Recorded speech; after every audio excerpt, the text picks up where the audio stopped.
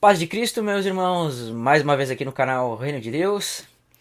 Hoje, como de costume, mais um vídeo de terça-feira, às 8h30 da noite. Hoje vamos trazer um estudo mais profético, um estudo que vai tratar mais aí em relação às profecias, tá? Hoje nós vamos tratar um pouquinho sobre figuras da palavra, figuras proféticas. Não vai ser necessariamente um estudo, claro que vai ter um estudo junto, mas não é um estudo assim tão aprofundado. Mas é um estudo que vai te dar a direção de como analisar a escritura, tá bom? Então se inscreva nas redes sociais, se inscreva aí no nosso canal, compartilhe os vídeos e pode também mandar sua mensagem para o WhatsApp 51983252801, tá? E eu vou estar atendendo os irmãos. Então tem perguntas que as pessoas me mandam aqui que eu ainda não consegui responder, mas na medida do possível eu estarei respondendo aí, tá? Lembrando que nesta quinta-feira, às 8h30 da noite, teremos uma live especial aqui com o irmão Pedro, que vai falar um pouco do testemunho da sua vida, que vai falar um pouco da sua história na palavra, né? Então, como de costume, aí nas quintas-feiras, a cada 15 dias, mais 14, 15 dias, nós teremos aí um convidado especial aqui no canal, né?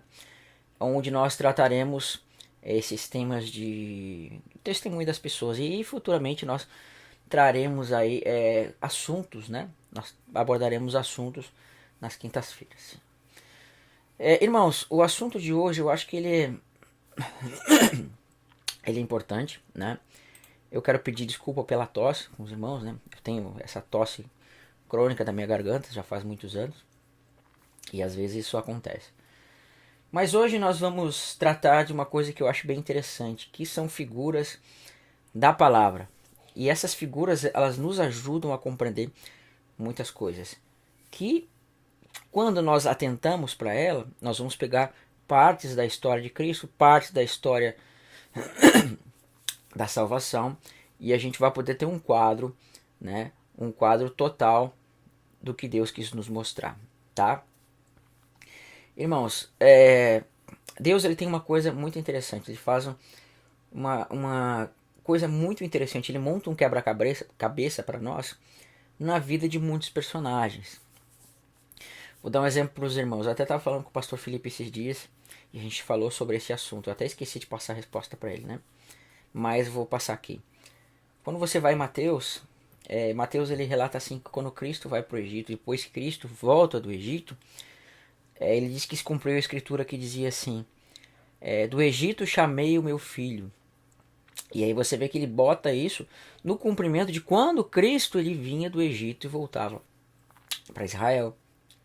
Mas quando você olha para Oséias, você vai ver que está um pouco diferente. Você vai ver que Deus está falando com Efraim. E quando ele fala com Efraim, ele fala: quanto mais eu chamava, mais eles se desviavam, mais iam atrás dos deuses. Então, ou seja, obviamente, quando trata de que Efraim ia atrás dos deuses, isso fica incoerente quando você vê com a história de Cristo. Mas o segredo está em você entender que Deus ele coloca em pequenas porções partes da história de Cristo. Veja porque Efraim ele é chamado do primogênito de Deus. Perfeito? Ele vai ser chamado do primogênito de Deus. E Efraim, ele vai receber a bênção da primogenitura. E Efraim ele vai ser chamado de filho. Mas Efraim também vai ser chamado de idólatra. Então você vê, Cristo é o primogênito. E quando chama Efraim de primogênito, você vê que tem essa associação. Efraim, né, primogênito, Cristo, primogênito. Deus diz, do Egito chamei meu filho, e ele associa Efraim. Cristo veio do Egito. Então, nesta parte da história de Efraim, você vê que tem partes da história de Cristo. Então, Deus está nos mostrando que nós devemos olhar para esta parte da vida de Efraim e associarmos com Cristo. Porque isso acontece na vida de Cristo. Vamos ver o caso de José. José, ele teve uma história muito semelhante de Cristo. Contudo, há partes na história de José que não estão na história de Cristo. Mas a parte que está na história de José, você pode tomar ela um pouco e você vai ter um quebra-cabeça. Então, vão ter diversos personagens na Bíblia, irmão. E esses personagens que estão na Bíblia, eles vão ter trechos, vão ter partes pequenas da vida de Cristo. E você somando um pouquinho com cada personagem da Bíblia, você vai ter um quebra-cabeça montado sobre a vida de Cristo. Por exemplo, Davi, Ele foi um rei ungido, levantado por Deus, que foi estabelecer um reino. E unificou as duas casas de Israel. Cristo faz isso. Mas Davi ele vai ter aquele adultério com Betseba. Cristo não faz isso. Você percebe que José ele foi traído por moedas de prata. José ele foi levado para o Egito, né? José ele foi rei no Egito. José ele se assentou à destra de Faraó, vamos dizer assim. E José ele vai subjugar as nações ali que estavam com fome, né? As nações que elas estavam passando por aquela fome. Então você vê semelhanças na história de José. Mas há outros pontos que não fizeram assim, que são um pouco diferentes da história de Cristo. Você tem o caso de Salomão, por exemplo. Salomão foi um homem que ele teve grande sabedoria, ele estabeleceu um reino em paz até o seu desvio. Então, sabedoria, o reino em paz de Salomão são partes desse quebra-cabeça em relação a Cristo. Contudo, a transgressão de Salomão não faz parte da vida de Cristo. Mas parte desse contexto da vida dele faz parte. Né? Vai fazer parte. Então, a gente tem que ter esta noção, tá? Quando nós olhamos para ir para a vida de vários personagens, a gente vai enxergar uma parte de Cristo. Lembrando que esses personagens eram pessoas falhas, que pecavam. Por isso que você não vai ver o que uma imagem completa. Mas havia sim essa imagem de Cristo neles, tá? Só que, irmãos, assim como você tem quebra-cabeças de Cristo em relação a Cristo, nós vamos ter um quebra-cabeça em relação a outras coisas. Por exemplo, Deus ele vai mostrar tipologias da própria igreja. Deus ele vai mostrar tipologias até do anticristo, de Satanás. Quando você pega Isaías, você pega Jeremias, Ezequiel, quando trata, por exemplo, de partes que fala que subia até o céu, você vê que fala que foi exaltado até o céu, né, que foi atirado à terra, pisou nas estrelas, etc, etc. Né, tratando de reis ímpios, você vai ver fala de Senaqueribe, que se levanta contra os deuses. São partes do quebra-cabeça que trata de quem? Do anticristo. Né, assim como trata de partes sobre Satanás também. Porque a história do anticristo ela é semelhante à história de Satanás. Né? Porque Satanás é ele que vai estar por tudo atrás vai estar atrás de toda essa história. E Deus ele monta na vida do anticristo, vamos colocar assim, né, partes da história de Satanás, tá? Mas não é o foco aqui. Até fiz um vídeo sobre isso, que é chamado Filho da Perdição, né? Trata um pouco sobre esse assunto. Então são quebra-cabeças que você vai montando uma parte aqui, uma parte lá e você vai enxergar o todo. Você percebe que, por exemplo, vamos fazer aqui uma tipologia sobre a igreja. A gente já viu, né, imagens quebra-cabeças de Cristo. Em Isaac, você percebe isso que ele morre. Ele é levado até aquele Moriá, onde ele ia ser sacrificado de forma tipológica, né? Perdão, sai a palavra. Ele ia ser sacrificado de forma tipológica. E aí você percebe que isso era uma tipificação de Cristo que ia ser sacrificado. E você percebe que, né, Abraão ele prepara todo um contexto para que Isaac recebesse sua esposa.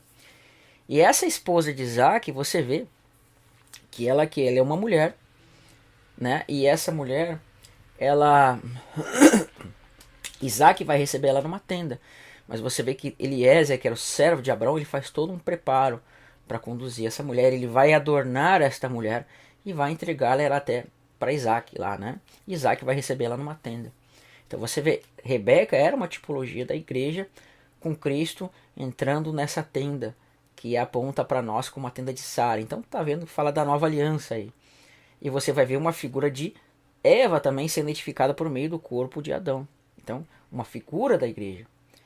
Né? Então, existem todas essas tipologias na Bíblia que vai tratar de muitas coisas proféticas de Deus. Você tem tipologias de Cristo, você tem tipologias da igreja, você tem tipologias do diabo, tipologias do anticristo. E isso é tremendo, porque você enxerga muitas coisas, tá? Então hoje eu quero falar um pouquinho sobre isso. A gente vai... Já estamos em 9 minutos. Eu acho que não vai passar muito de meia hora hoje, tá? Não vai passar muito de meia hora o estudo hoje. Mas eu quero mostrar para os irmãos aqui... eu quero mostrar para os irmãos aqui um texto, né? Acabei deixando ele muito para cima aqui. E a gente vai fazer esse tipo de pensamento, tá? Então, nesses textos que nós vamos ler, que vai estar em Crônicas, vamos ver um pouquinho de Isaías, Jeremias, nós vamos ver que tem tipologias para hoje, tá? Existem tipologias para hoje, que nós vamos ver aqui, tá? Então, nós temos que ter em mente aquilo que eu falei para os irmãos agora há pouco. Dessas tipologias, desse quebra-cabeça.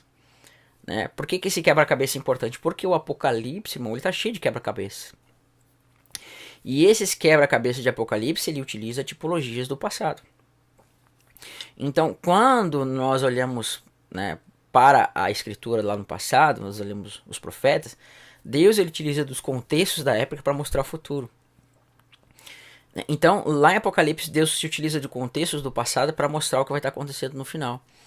E aqui, em Jeremias, ou os profetas, enfim, contextos estavam para acontecer, onde Deus estava mostrando ali o contexto que ia acontecer no presente, mas ao mesmo tempo ele estava mostrando lá o futuro. Então é uma profecia que ela fala do que ia acontecer ainda, que não tinha acontecido, e de coisas que vão suceder lá no final, tá? Então é importante entender isso. Então Apocalipse, as coisas já aconteceram no contexto literal, mas vão acontecer no contexto profético. Então vamos olhar um pouquinho aqui, onde está em 2 Crônicas, no capítulo 36, do verso 15 ao 23. Tá? Diz assim: O Senhor, Deus de seus pais, começando de madrugada. Deixa eu pegar minha ferramenta aqui um minutinho. Não, deixa assim, hoje não vou precisar dela, pra gente não perder tempo, tá? Começando de madrugada, falou-lhes por intermédio dos seus mensageiros, porque se compadecera do seu povo e da sua própria morada. Eles, porém, zombaram dos mensageiros e desprezaram a palavra de Deus e mofavam os seus profetas. Olha que interessante aqui. Você vê que a palavra mensageiro aqui é anjos, né? Se a gente for traduzir para hoje, é melachim. Melachim. Acho que se escreve assim. Melachim. Acho que se escreve assim.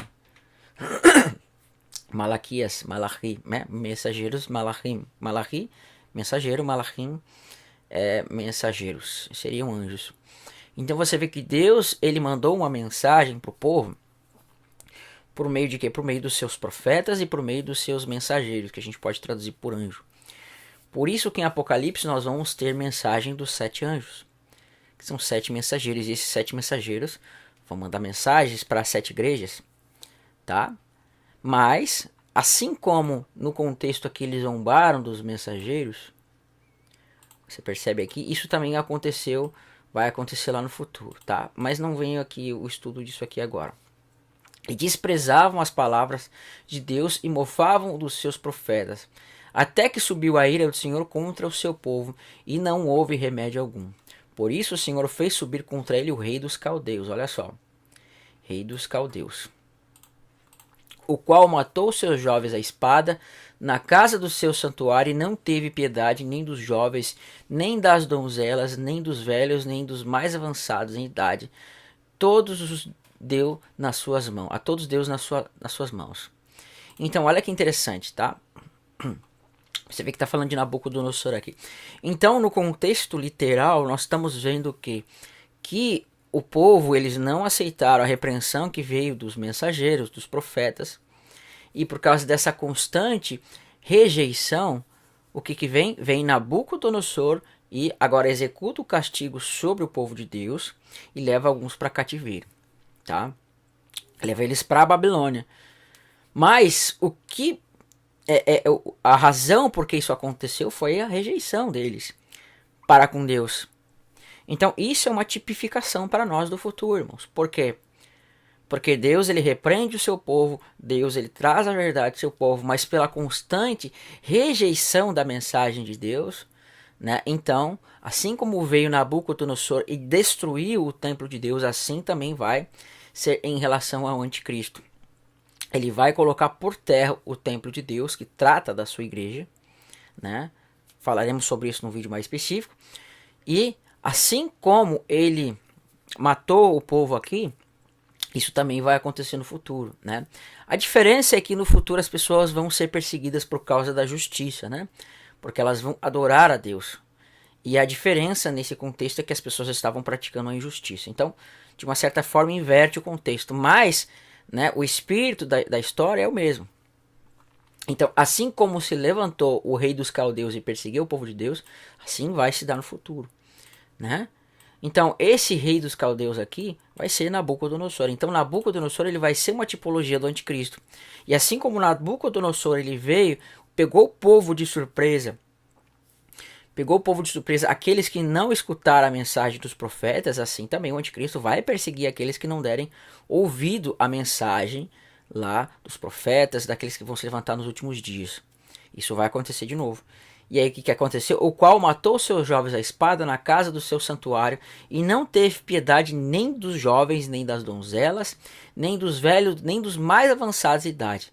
Todos os deu nas mãos. Então veja, né, uma coisa terrível. Então você vê que ele vai matar os servos no santuário, e ele vai também derrubar o santuário, como vai dizer assim. Todos os utensílios da casa de Deus, grandes e pequenos, os tesouros da casa do Senhor e os tesouros do rei e dos seus príncipes, tudo levou para a Babilônia. E queimaram a casa de Deus e derrubaram os muros de Jerusalém. Todos os seus palácios queimaram, destruindo também todos os seus preciosos objetos. Né? Os que escaparam da espada, esses levou para a Babilônia, onde se tornaram seus servos e seus filhos até o tempo do reino da Pérsia. Né? Então nós podemos perceber aqui o seguinte, irmão. Nós podemos perceber que aqui tem uma tipologia. Hoje as pessoas elas vivem a sua vida normal e elas não se dão conta das coisas que estão para acontecer. E assim como os profetas, os servos de Deus repreenderam o povo de Israel por causa da sua idolatria, por causa de uma série de coisas, eles não atenderam, então veio Nabucodonosor, tomou eles de surpresa e levou cativo para a Babilônia. Então coisas semelhantes a essa vão acontecer nos últimos dias. Pessoas que foram repreendidas pelos profetas de Deus, pelas pessoas que estavam pregando a verdade, né, essas pessoas sim, elas serão aí castigadas, vamos dizer assim, elas serão levadas, né, para cativeiro no contexto aí da Babilônia. Então você vê que lá no passado havia uma Babilônia literal e no futuro tem uma Babilônia chamada Babilônia Grande, que trata da segunda Babilônia, mas ela tem um contexto todo aí, né, todo espiritual e contexto, mistura contexto literal também. Né? Então essas pessoas elas vão se tornarem servos aí do rei da Babilônia, e nos últimos dias essas pessoas que não atenderem as palavras dos profetas, elas vão se tornar servos também do rei da Babilônia daquele tempo lá, né? Então aí você vê que fala de marca da besta, uma série de coisas. Aí diz assim, né? Vamos voltar para o texto lá, tela errada. Diz assim, os que escaparam da espada, esses levou ele para a Babilônia, onde se tornaram seus servos e seus filhos, até o tempo do reino da Pérsia, para que se cumprisse a palavra do Senhor, da boca de Jeremias, até que a terra se agradasse dos seus sábados, todos os dias da desolação. Repousou, até que 70 anos se cumpriram. Porém, no primeiro ano de Ciro, rei da Pérsia, para que se cumprisse a palavra do Senhor por boca de Jeremias, despertou o Senhor o espírito de Ciro, rei da Pérsia, o qual fez passar a pregão em todo o seu reino, como também por escrito, dizendo: assim diz Ciro, rei da Pérsia, o Senhor Deus dos céus me deu todos os reinos da terra e me encarregou de edificar uma casa em Jerusalém. Olha que interessante, uma casa em Jerusalém, né, que está em Judá, que entre vós é de todo o seu povo, que suba e o Senhor seu seja com ele. Né? Então você vê que agora a história ela vai inverter. Né? A história ela vai inverter um pouquinho. Agora o povo vai para cativeiro, né? Eles estão lá no cativeiro. Nabucodonosor levou eles para cativeiro. Quando se completar esses 70 anos, né? Quando se completar esses 70 anos, agora Deus ele levanta o reino da Pérsia, levanta Ciro, e Ciro agora ele tem este chamado, este serviço para Deus de libertar quem? O povo de Israel que estava em cativeiro na Babilônia. Então é associado, né, o termo 70 anos com Ciro libertando o povo. Então quando se cumprem esses 70 anos, agora Ciro ele vai ter essa missão de libertar o povo e fazer o quê? A edificação de uma casa. Mas aí você tem que pensar, irmãos. Nós percebemos que ele fala de um contexto, né, do anticristo, da besta que vai se levantar com todo esse poder do império e vai aí perseguir ao povo de Deus. Então, tipificado em Nabucodonosor. Mas assim como Nabucodonosor leva o povo para a Babilônia, assim também você tem a figura de um rei. E este rei aqui, ele vai levar o povo, né, para a terra novamente, para a herança. Então, Nabucodonosor é uma figura do anticristo, né, da besta, enfim. E Ciro vai ser uma figura de quem? De Cristo. Porque Ciro ele vai ter a missão de agora libertar o povo do cativeiro, enquanto Nabucodonosor teve, né, essa missão, vamos colocar assim, de executar a ira de Deus, o juiz de Deus sobre o povo. Mas Ciro agora vem como libertador.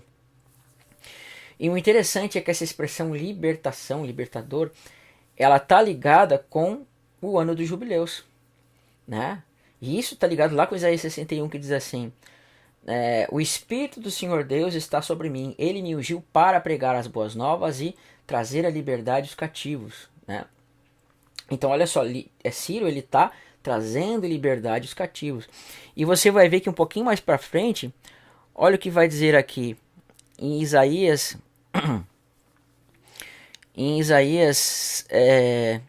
Isaías 45 do verso 1 ao verso 4. Olha que legal.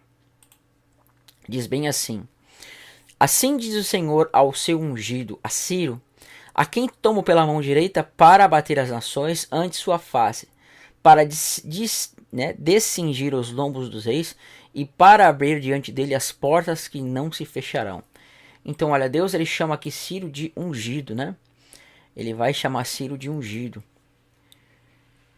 Então, Cristo é chamado de ungido, porque a palavra ungido é Messias, Mashiach, né? Cristo. Então, se você pegasse a palavra no hebraico ali, ele está chamando de Cristo, o Messias, ungido, ou, né, de Cristo, se você botar num contexto grego. Então, Deus ele está tipificando o que?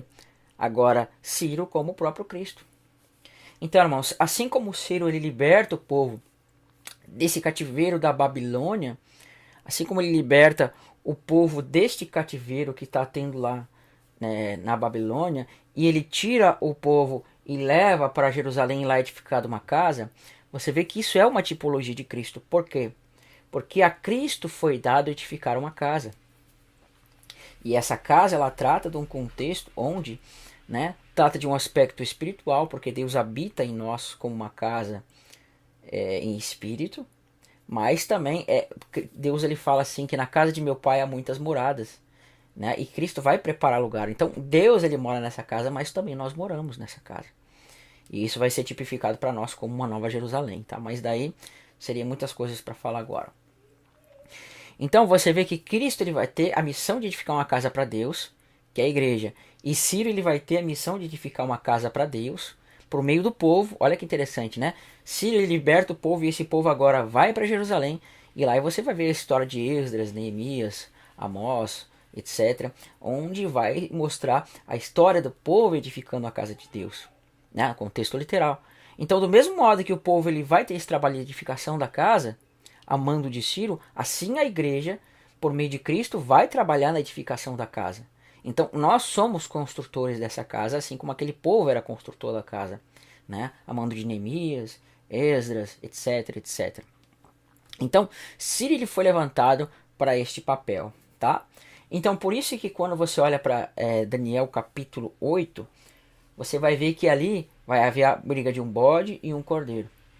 No contexto literal, você viu que a Grécia, né, que vai estar brigando contra a Pérsia, né? A Pérsia ela era aquele cordeiro com 2 chifres e depois você vai ver que vai vir um bode e vai, né, deitar por terra aí o cordeiro. Então, no contexto literal, você vê de fato a Grécia, né, na questão de Alexandre o Grande, que agora vai derrubar o Império Persa. Mas no contexto espiritual, o que você tem que pensar? Assim como Cristo, né, ele é tipificado em Ciro, neste contexto a Pérsia ela significa o quê? Uma tipologia do reino de Deus, do povo de Deus. Por isso que nós vemos aquele bode peludo se levanta e vai e deita por terra aquele cordeiro, né? Então o bode ele vai ser uma tipificação, sim, do reino da besta, que vai agora se levantar contra o povo de Deus, que vai ser quem? Que vai ser aquele cordeiro. Então, o contexto literal é Grécia contra a Pérsia. O contexto espiritual é o reino da besta contra o povo de Deus. Por isso, 2 chifres, 2 testemunhas. Então, naquela história, tu vê 2 coisas. O contexto literal e o contexto da realidade, né, da profecia. Então, a gente percebe que Deus ele utiliza muito desses quebra-cabeças para a gente entender essas coisas. Tá? Então, você vê agora, Ciro liberta o povo e leva o povo para Jerusalém. Vamos para 2 Crônicas 36, verso 23. Olha só. Assim diz Ciro, rei da Pérsia: o Senhor, Deus dos céus, me deu todos os reinos da terra e me encarregou de edificar uma casa em Jerusalém, que está em Judá, que entre vós todo o seu povo que suba e o Senhor seu Deus seja com ele. Então veja, Deus ele vai colocar todos os reinos debaixo de Cristo. E todas as nações vão ficar subjugadas ao seu reino. Né? E aqueles que forem povos de Deus vão estar debaixo desse reino como servos de Deus, como servo de Cristo. E eles agora, juntamente com Cristo, vão, né, fazer parte dessa habitação de Cristo aí. É claro, irmãos, que no contexto literal você tem o período que o povo sai da Babilônia, vai para Jerusalém, edifica a casa, etc, etc. Mas no contexto da realidade, Deus ele vem edificando essa casa. Mas no momento da ressurreição, irmãos, quando nós ressuscitarmos, aí Deus vai tomar o seu povo, vai levar a Jerusalém e lá sim essa casa vai ser manifesta, tá? Que somos nós, a igreja ressuscitada, e Cristo vai ser o rei sobre estas pessoas, né? E nós seremos como se fosse uma rainha nesse sentido. Então, você vê, Ciro leva o povo para Jerusalém, Cristo vai levar o povo para a herança e lá nós reinaremos sobre as nações, né? E estaremos sobre essa casa de Deus. Então você vê que Ciro está fazendo um papel que Cristo vai fazer no futuro, né? Então olha que interessante, em Isaías 48 vai dizer assim. Isaías 48 vai dizer bem assim para nós. Diz bem assim. Isaías 48, verso 14 a verso 20 diz assim para nós: ajuntai-vos todos vós e ouvi. Quem dentre eles tem anunciado essas coisas? O Senhor amou a Ciro e executará a sua vontade contra a Babilônia, e o seu braço será contra os caldeus. Eu tenho falado, também já o chamei. Eu o trouxe e farei próspero o seu caminho. Chegai-vos a mim e ouvi isso. Não falei em segredo. Desde o princípio, desde o tempo que isso vem acontecido, tenho estado lá. Agora o Senhor Deus me enviou, né, a mim e também o seu Espírito. E assim diz o Senhor, o teu Redentor, o Santo de Israel: eu sou o Senhor teu Deus, que te ensina o que te é útil e te guia pelo caminho que deves andar. Aí ele fala: se tivesses dado ouvido aos meus mandamentos, então seria a tua paz como um rio, e a tua justiça como ondas do mar. Também a tua posteridade seria como areia, os teus descendentes como o grão da areia, e o seu nome nunca seria eliminado, nem destruído de diante de mim. Aí olha só que legal, vai dizer assim: saí da Babilônia, fugi dentre os caldeus, anunciai isto com voz de júbilo. Proclamai-o, levante até o fim da terra e dizei: o Senhor remiu o seu povo, Jacó. Né? Então esse texto está ligado com aquele texto de Apocalipse que diz assim: sai dela, povo meu, né? Sai dela, povo meu, para que não sejas cúmplice dos seus flagelos. Uma coisa que nós temos que pensar, irmão, quando Ciro ele toma a Babilônia, você vê que Ciro simplesmente ele foi um rei pacífico. Ele simplesmente, sendo um rei pacífico, você percebe que ele não vai trazer muita destruição para a Babilônia e etc. Simplesmente ele vai libertar as pessoas, né? E ele vai entrar pelas portas de Babilônia como um rei mesmo, né? Então você vê que isso acontece na história. Ele não teve muita, como é que eu vou dizer? Não teve muita peleja nesse sentido aqui contra a Babilônia. Mas você vê que nos profetas disse que quando se cumprisse os 70 anos, então Deus ia destruir todas as nações em volta. Você vê que Deus disse que ia deixar a Babilônia como um deserto. Mas quando isso aconteceu, quando se cumpriram os 70 anos, isso não aconteceu. Pelo contrário, as nações que estavam em Babilônia, elas foram libertas e foram cada um para a sua terra. Né, as pessoas que estavam ali. Mas Deus dizia que quando se completasse 70 anos, ele ia infligir um castigo contra a Babilônia ao ponto de destruir tudo e transformá-la num deserto, assim como as nações. Mas isto não aconteceu. Nós vamos ver que não aconteceu, que é o ponto que depois de alguns anos Alexandre o Grande, ele vai tomar a Babilônia novamente e vai fazer ela parte do seu reino. Né? Então, a gente percebe que Deus estava trazendo uma tipologia do fim, porque estes 70 anos que fala aqui do cumprimento, falava do cumprimento literal da libertação de Israel naquele contexto lá, mas esses 70 anos também fala do que? De um cumprimento da vinda de Cristo que vai estar associado com as 70 semanas. Então veja, 70, 70, né? 70 anos, 70 semanas. Por isso que em Daniel capítulo 8 e 9, na verdade mais específico 9, ele diz assim: 70 semanas estão determinadas sobre a tua santa cidade, sobre o teu povo, para, né, fazer cessar a iniquidade, fazer cessar a transgressão, dar fim aos pecados. Ele fala de ungir o santo dos santos, fala de selar a profecia, etc, etc. Você vê que são 7 coisas que tem que se cumprir. E ele fala isso justamente no contexto quando os 70 anos lá estavam se cumpridos e o povo vai ser liberto. Por quê? Porque ele estava associando os 70 anos com as 70 semanas. Então, quando você olha para Jeremias 25, eu não anotei aqui, você vai ver que diz que quando se cumprisse os 70 anos, então Deus derramar o seu cálice da sua ira sobre todas as nações. Isso não aconteceu. Porque Deus estava tendo em mente o cumprimento, né, deste número 70, não para aqueles 70 anos literais, mas para mostrar que assim como o povo foi liberto do cativeiro quando se cumpriu os 70 anos, quando se cumprir as 70 semanas, o povo vai ser liberto não daquele cativeiro literal, mas do cativeiro desse mundo. Aí sim, Deus vai derramar a sua ira sobre o mundo, né? Então diz assim mais: saí da Babilônia, fugi dentre os caldeus, quando se completasse os 70 anos. Olha só, 70 anos, né? Opa, 70 anos, tá? Então era nesse momento que ele estava mandando o povo sair daqui. Quando Ciro entrasse pelas portas e etc, né? Mas a gente viu que diz assim: saí da Babilônia, fugi dentre os caldeus, e não saí isto com voz de júbilo, proclamai: levai-te ao fim da terra, dizei: o Senhor remiu ao seu servo Jacó. Então isso não se cumpriu plenamente naquele contexto, tá? Mas vai se cumprir na vinda de Cristo, quando vai ser dito: saí dela, povo meu, para que não seja cúmplice dos seus pecados, porque Deus vai derramar a sua ira sobre a Babilônia, né? Então por isso que diz: saí dela, povo meu, para que não seja cúmplice dos seus pecados. Então quando você olha para a história de Ló, você vai ver que quando Ló ia ser tirado de Sodoma, né, ele ia ser tirado de Sodoma, você vê que o anjo diz assim para ele: nada eu posso fazer enquanto tu estiver aqui na cidade, né? Ele manda sair da cidade. Então Deus, ele vai tirar seus servos de Babilônia, né? Assim como Ciro veio e toma o povo e leva para a herança, assim Cristo vai fazer a mesma coisa, né? E vai edificar uma casa. Então olha só quem vai edificar uma casa para Deus, né? Deixa eu mostrar aqui para os irmãos. Diz lá. Isso está em 2 Samuel capítulo 7, verso 8 a verso 14, falando para Davi: agora, pois, assim dirás ao meu servo Davi: assim diz o Senhor dos Exércitos: tomei-te da malhada, detrás das ovelhas, para que fosse príncipe sobre o meu povo, sobre Israel. E fui contigo por onde quer que andaste. Eliminei os teus inimigos diante de ti, e fiz grande o teu nome, como só os grandes da terra têm.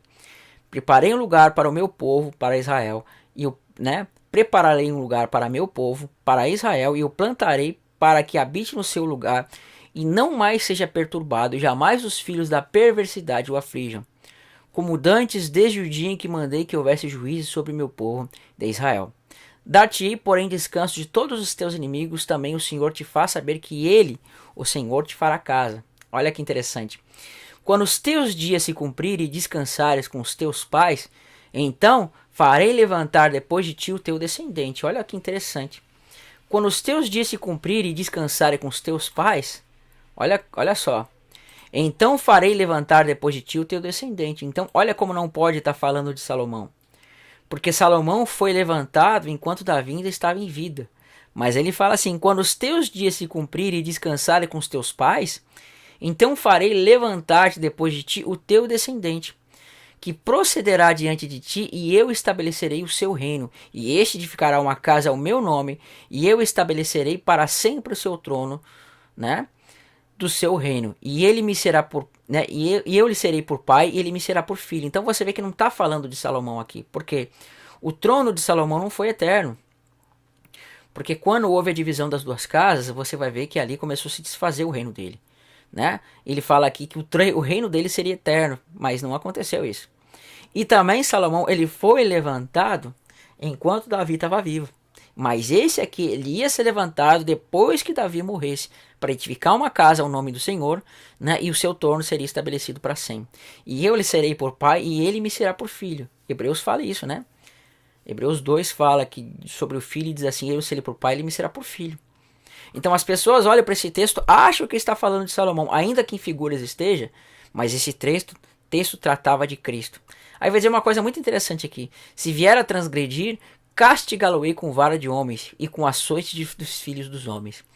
Cristo não transgrediu a palavra de Deus, mas a gente vê que o povo, né, transgrediu a palavra de Deus, e quando ele faz um com o povo, o pecado do povo cai sobre ele. Aí ele foi açoitado com vara dos filhos dos homens, porque o castigo que era para cair sobre os homens caiu sobre as costas de Cristo, né? Estamos aí em 35 minutos, irmãos. Eu vou finalizar o vídeo aqui. Espero que tenha dado para entender, né, o vídeo. Espero que tenha sido aí edificante para os irmãos. Não queria fazer um vídeo muito longo hoje, né? E então, você pode estar se inscrevendo aí no canal, compartilhando os vídeos, tá?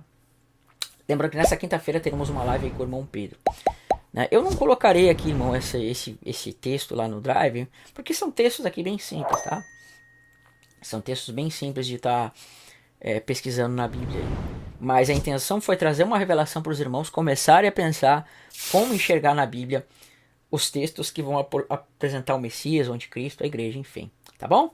Irmãos, Deus abençoe e fiquem na paz de Cristo, né? E acompanhem o restante dos vídeos. Terça-feira que vem, às 8h30, teremos mais um estudo profético, tá? Que Deus abençoe os irmãos e fiquem na paz de Cristo.